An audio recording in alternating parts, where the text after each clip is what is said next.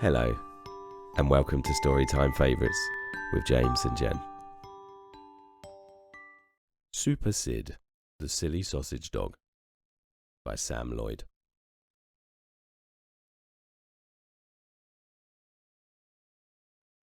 Sid was a sausage dog who lived in the kennels on the edge of town. He lived there because he didn't have a nice, kind owner to love and care for him like other dogs. Sid wanted a nice owner more than anything, so he decided to find one for himself. First, Sid took a giant leap over the kennel wall to show what a good jumper he was. But he landed on top of Madame Murple's very posh tea party.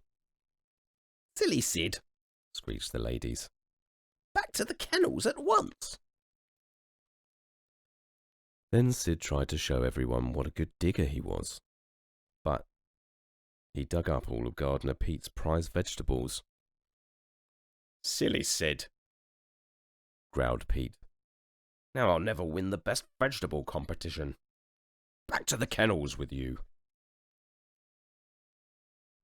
I know, thought Sid. I'll show everyone what a good singer I am. That'll cheer them up.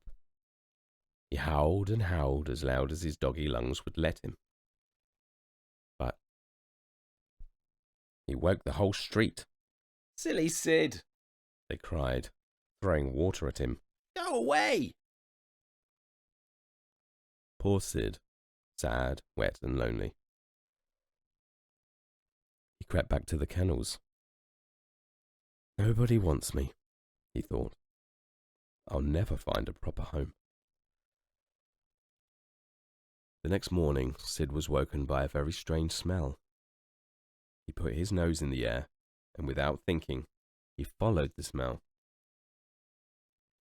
Out the window, across the yard, over the wall, under the fence, through the garden, around the bird table, until at last he came to a fire!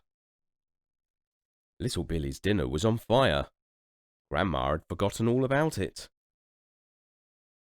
Sid jumped up and down, and he sang and he woofed, and he howled as loud as his doggy lungs would let him, until the fireman came, and with a rush and a gush and a great big splash, he put the fire out. "Clever Sid," said Grandma. "Brave Sid," said the fireman. "Super Sid," said the crowd. "My Sid," said little Billy. So Sid had found not one, but two of the nicest, kindest owners ever.